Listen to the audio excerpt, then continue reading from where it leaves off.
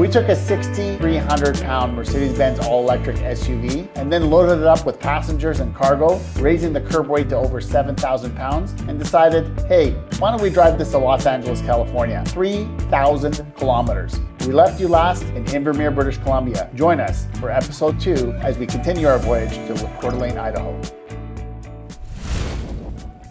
We just left Copper Point Resort in Invermere. We're now driving to eventually cross the border to the US. We're going to be staying the night in Coeur d'Alene where they have a destination charger. Just to be 100% sure, we're going to stop in Cranbrook that has a high-speed DC fast charge available to us. We're going to charge up there to, well, we're not sure. We might go to 100%, we might not. We're getting a little bit more confidence right now. We're thinking that maybe we don't need to be charging as much as we do. Maybe it's a little bit overzealous. I mean, we got into Invermere yesterday. We had 47% remaining, which is worth nearly 300 kilometers, 285 kilometers or something along those lines. We really enjoyed our stay last night at the Copper Point Resort. Vehicle actually fit in the underground parking garage. Wasn't a high-speed charger by any stretch of the imagination. It was a level 2, charged at around 6.2, 6.3 kilowatts. The vehicle got plugged in when we arrived last night around dinner time, and it was charged up fully this morning before 5 a.m., ready to go.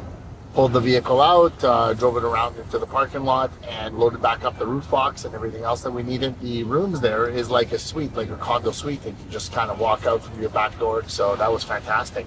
Anyway, we'll keep you guys posted and let you know what it looks like when we get to the BC Hydro stop.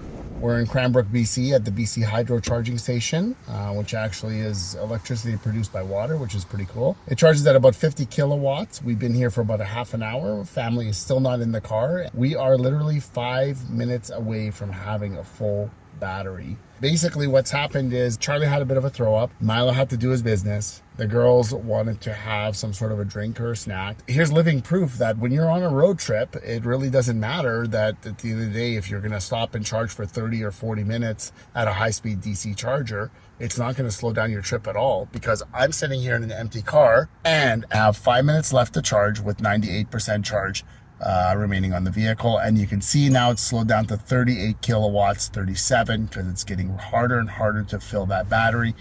Anything over 80%, of course, really slows down. That last 1 or 2% does slow down quite a bit. Not really that necessary. I'm probably going to unplug before we even get to 100. We will see you again soon when we cross the US border.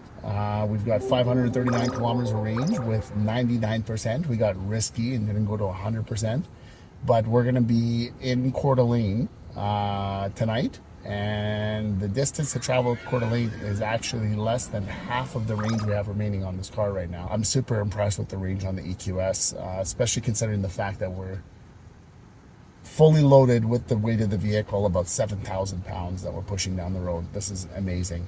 We just are leaving Cranbrook right now. We stopped at the BC Hydro for our charge. It wasn't a needed charge, but it was just more of a pit stop. We were looking to basically top up before our final destination today, which is Coeur d'Alene. From Cranbrook, we have another 252 kilometers remaining right now to get to that, and we still have to cross the US border too. This stop really delayed us today, did it not?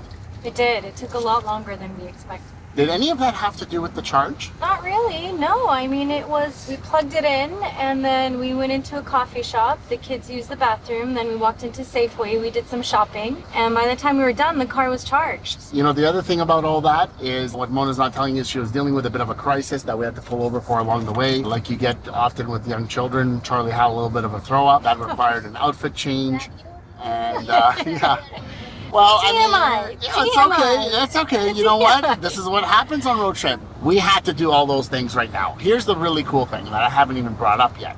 Yes, an EV, when you charge it, will take a little bit of your time.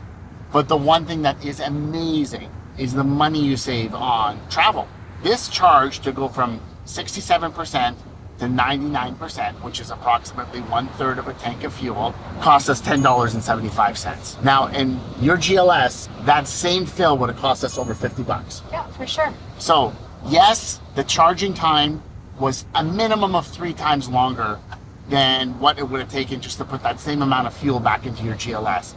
But the cost was 5 times less. So it becomes a real balance. Now, and to my point, that's why you have to plan your stops around the charging station. That That's why when you charge, you could take your break, you could walk around, you could have your lunch, do whatever you want while it's charging. Yes. And does that make the trip more enjoyable or less enjoyable? It doesn't make a difference. It was seamless. We didn't even realize that the car was being charged. And that was the whole purpose of why I really wanted to do this expedition, is because the fact that we did the same drive 2 years ago in your GLS. I remember that every stop was an eternity. Here's something else that did save us time, is if you plan your trips the same way we've planned our trips, and my lovely wife has booked every hotel to be both pet friendly and have an EV charger, you're not fueling up before you leave that town or that city or finding a gas station, whatever it is. You're literally leaving with 100% from your hotel, which is fantastic. I think that's a great thing.